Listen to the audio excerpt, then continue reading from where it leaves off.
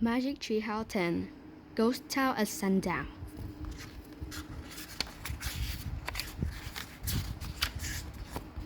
Chapter 1 How Wide? Jack and Annie were sitting on the porch of their house. Annie was gazing down the street at the Falkredos. Jack was reading a book. I have a feeling we should check the woods again, said Annie. Why? Said Jack without looking up. A rabbit's hopping by, said Annie. So, we've seen rabbits before. Not like this one, said Annie.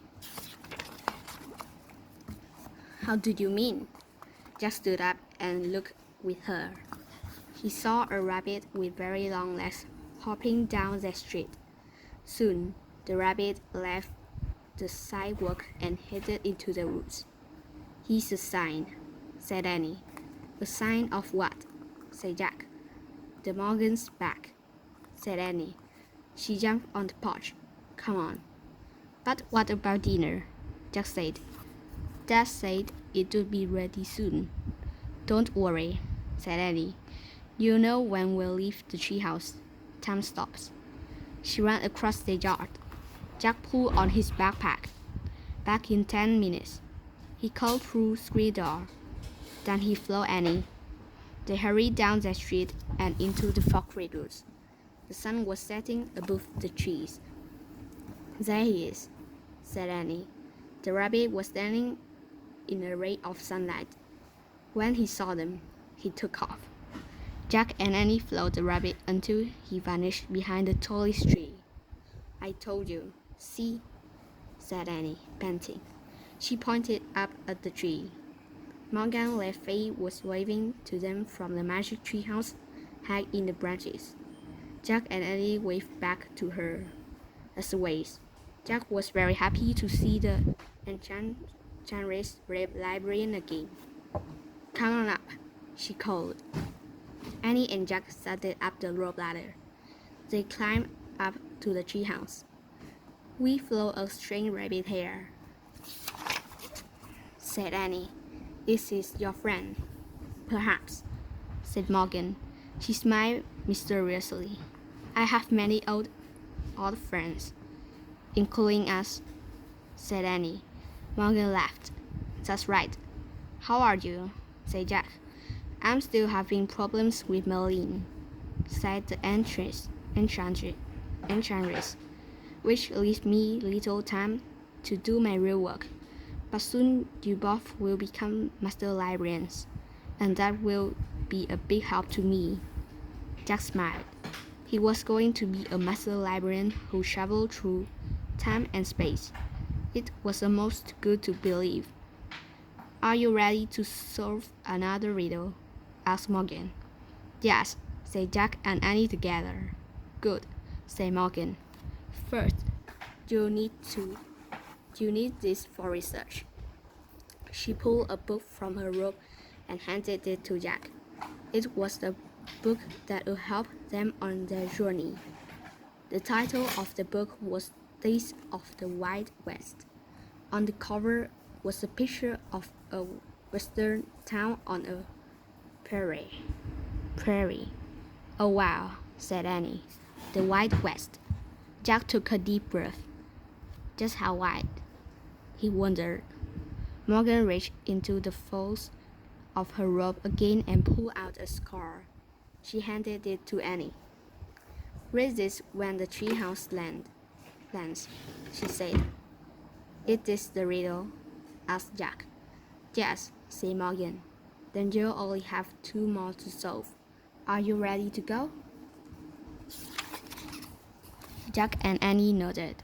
Annie pointed to the picture on the cover of the Wild West book. I wish we could go there, she said. The wind started to blow. Goodbye, said Morgan. Good luck. The treehouse started to spin. Jack squeezed his eyes shut. The treehouse spun faster and faster. Then everything was still. Absolutely still. Jack opened his eyes. Morgan Le Fay was gone. A fly buzzed around his head. Chapter 2 Rattlesnake Flash. The air was hot and dry. Jack and Annie peeked outside. The treehouse had landed in a lone tree on a prairie. The sun was low in the sky. Right in front of them was the town from the cover of the book. In real life, it looked empty and spooky. To one side of the town was a patch of ground with several tombstones. That's creepy, said Annie. Yeah, said Jack. He took a deep breath.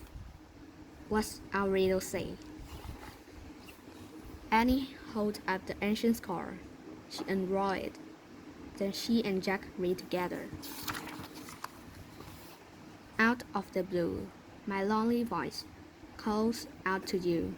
Who am I? Jack pushed his glasses into place and read the riddle again to himself. There must be a mistake, he said. Am I? It's written twice. Well, I don't hear any voices now. Annie said as she looked out the window. There were no human sounds at all, only the buzzing of flies and the whistling of the dry wind. Let's look at the book, Jack said. He opened the book. The pages were yellow with age. He found a picture of the town and read the words beneath it out loud. In 1870s, Rattlesnake Flats was a rest stop for the stagecoach that carried passengers from Santa Fe, New Mexico, to Fort Worth, Texas. When the creek dried up, everyone left. By 1880, it was a ghost town. Wow, a ghost town, said Annie, her eyes wide. Let's take a quick look around, said Jack, so we can leave before dark. Right, said Annie. Let's hurry. She started down the rope ladder. Jack put up the old book into his bag. Then he followed Annie down the ladder. They stood by the tree and looked about. Tumbleweeds blew across the dry ground. Suddenly, something jumped past them. Jax, they both said. But it was just a rabbit. A long-legged rabbit hopping past them. Hey, he's just like that rabbit we saw at home, said Jack.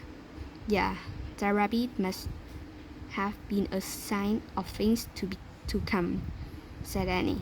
The rabbit hopped across the prairie and out of sight. I'd better take notes, said Jack. He reached into his backpack and took out his notebook and pencil. He wrote, Rabbits with long legs. What's that sound? Said Annie. What sound? Asked Jack. The rattling sound, said Annie. Jack looked up. What? He said. There. Annie pointed to a rattlesnake.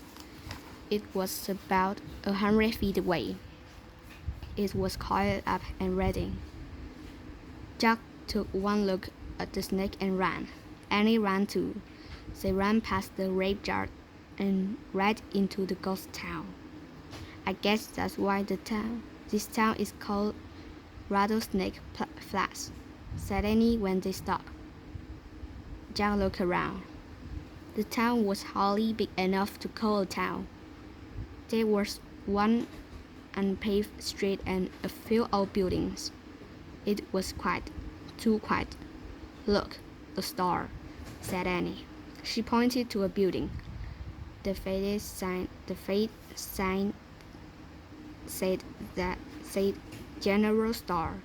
Let's look inside. Maybe the answer to the riddle is in there. Jack and Annie stepped onto the porch. The wooden bars creaked loudly. The door had fallen off its hinges. They peeked inside. The air was thick with dust. Spider webs hung from the ceiling. Maybe we shouldn't go in, said Jack.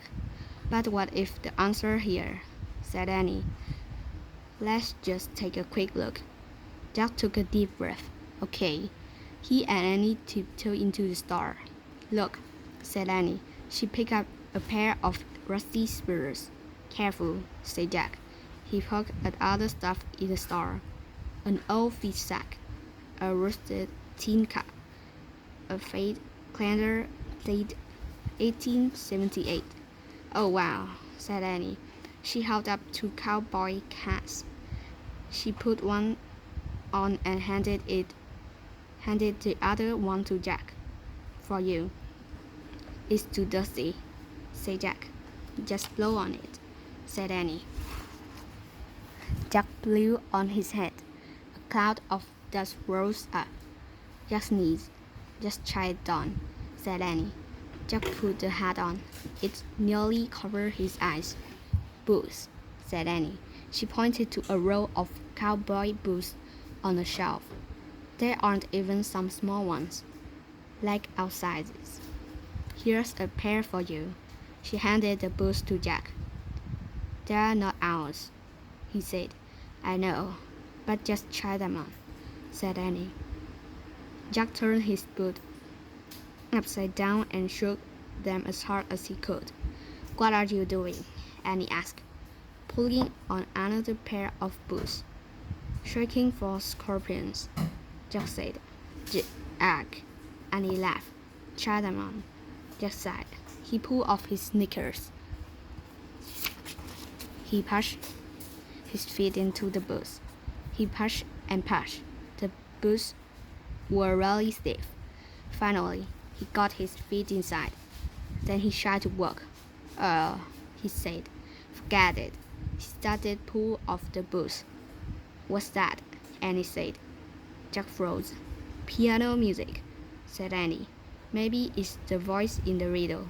Come on. Jack threw his sneakers into his backpack and hauled after Annie.